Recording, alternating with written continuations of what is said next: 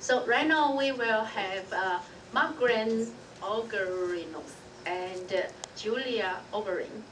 They were talking about Australian welfare policy, the hamper economic independence of the domestic violence survivors. Thank you, please. Good morning, everyone. Good morning. What we want to focus on today is a little bit of, I guess, some of the systemic policy issues that women who experience violence are having to contend with here in Australia. And whilst there's been quite a few achievements in Australia, like we certainly do have a very, very good legislative context. We've got reasonably well-funded services, although certainly there are significant gaps. We have a strong history of women's refuges and domestic violence support services, community legal services. There's a huge sort of network of service providers, and certainly, you know, we know that there's been quite a few achievements. For example, we do have a national plan to reduce violence against women that has cross-government support, and certainly is also supported through the states and territories. We have a number of very, very good, public surveys around assessing things around women's safety and defining the gendered nature of violence. We've just recently had our first National Centre of Excellence established to look into violence against women, and we've also had established this year, or late last year, the Foundation for the Prevention of Violence Against Women and Children, which is really starting to look at bridging some of the links between government, business and the community sector in working to prevent all forms of violence against women and children. We've had significant legislative improvements across the country, and there is a very, very strong focus on gender inequality and how it also intersects with other social inequalities that women experience. We've got very, very good national information line and worker support. Our 1800 Respect line is a fantastic resource, provides online counselling for women and also telephone counselling. It can provide case management services to support workers on the ground who are run off their feet and experiencing perhaps significant service demand. And we also have innovatively, I think, new provisions called Safe at Home, Safe at Work, which is really encouraging employers to take responsibility to support their employees who may be experiencing family violence.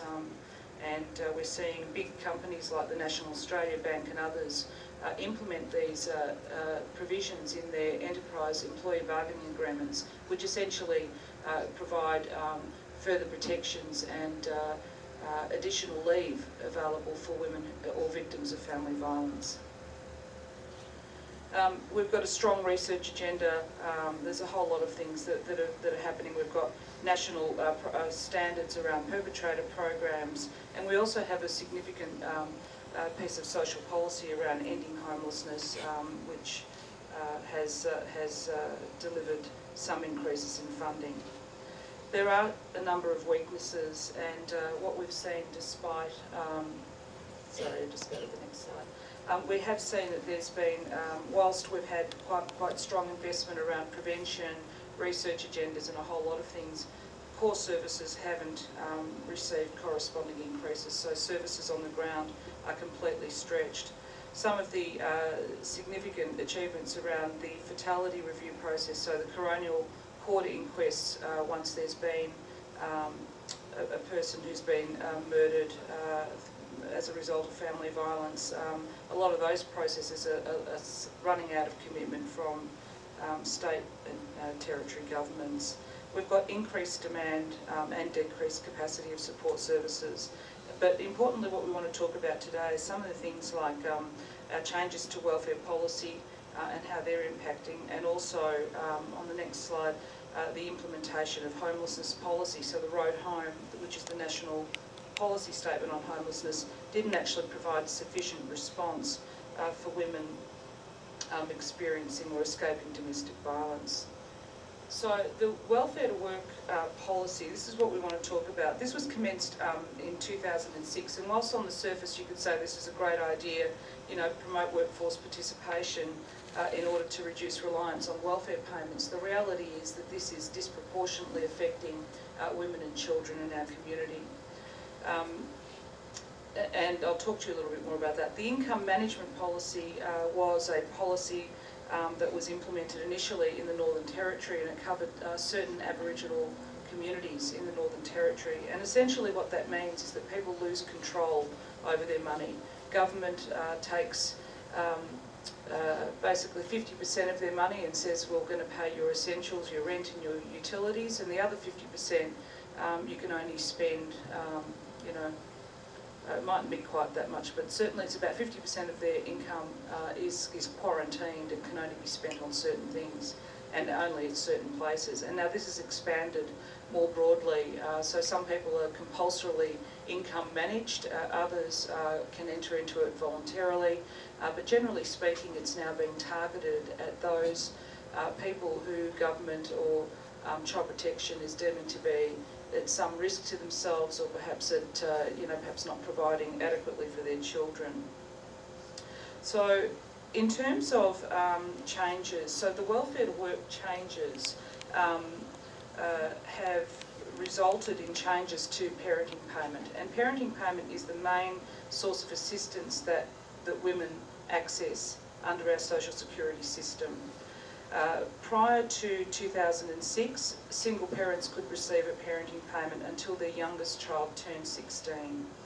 So since 2006, essentially what happened was they said, okay, all of those of you who are on this benefit will keep your benefit, but from 2006, any new applicants have to start looking for work once their youngest child turned 8. And now what we've had is the government, our Labor government last year, actually rolled that back and said there's going to be no more exemptions. And essentially overnight what happened was that women were moved from the parenting payment onto New Start allowance. And New Start allowance is a significantly lower payment than our parenting payment. So at overnight, some families lost a minimum of $65 a week. And when you're earning very, very little amount of money, $65 a week is a huge amount.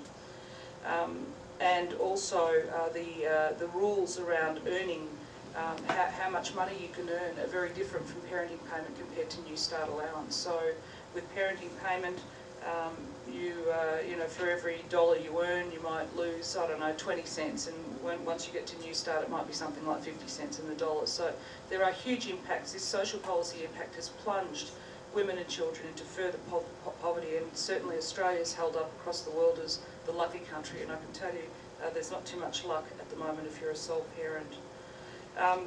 The sole parent, and the other issue we've got as well is that you know, women are forced to work and trying to balance these requirements with their childcare responsibilities, trying to find work that there are no childcare places. In some places in Melbourne, for example, trying to access childcare is, you know, there's a 3-year wait. So I'm not quite sure when you enrol your child, probably you just keep enrolling on the hope that you might get pregnant and one day you might be able to get a place. So what we've actually got is significant issues have happened in Australia, and our National Welfare Rights Network says this isn't welfare to work, it's welfare to poverty. The New Start allowance is being benchmarked at 77% below the poverty line in terms of what people need. And I'll just let Julie go on and do a little bit of work on talk on homelessness. Sorry, I'm running out of time. Thanks, Margaret. I just want to talk a little bit about housing and homelessness stress and the impact primarily from violence against women and children and poverty on housing and homelessness. So in Australia, on a given night, 1 in 200 people are homeless. And of the homeless population, 56% are men and 44% are women. In boarding houses, 74.8% are male and 25.2% are female. Those that sleep rough, 67% are male and 32% are female. And those in supported accommodation, most of them are women, as we know that they will choose to either stay in a violent relationship if possible, rather than sleep rough out of the streets and or have to go into refuge. So of the homeless population, 25% are Aboriginal and or Torres Strait Islander, and 30% are born overseas.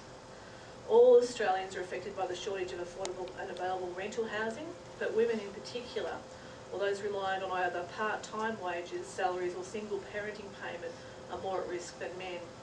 And one of these main reasons is related to gender-based economic financial inequality. On the whole, women earn less income than men. So with domestic and family violence, women are more likely to be victims of domestic and family violence, and because of this threat to their safety, they're forced or made decisions to leave their homes.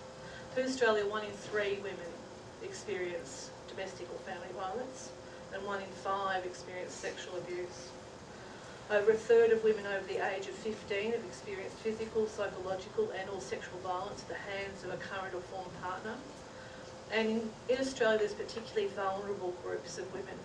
So Aboriginal and Torres Strait Islander women, they have increased vulnerability factors, including a lack of access to services due to remote and regional locations, lack of support from independent kinship groups, high levels of discrimination and racism in the housing market, lack of appropriate housing, for example with enough bedrooms due to high birth rates and extended kinship groups, with 4 to 5 bedrooms being in short supply in social and private rental housing. They also experience increased alcohol and substance abuse. Aboriginal and Torres Strait Islander women are 35 times more likely to be victims of domestic violence than non-Aboriginal women. This is higher in some areas.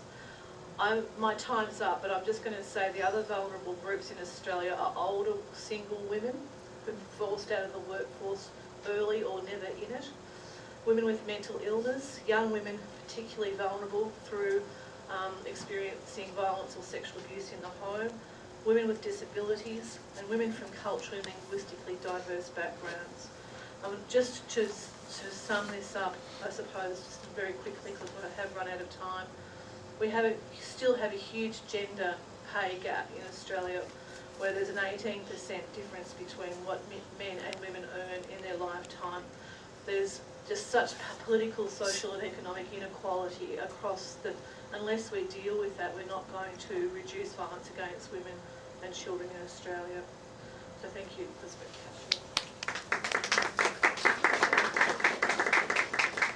Thank you, Margaret and Julia.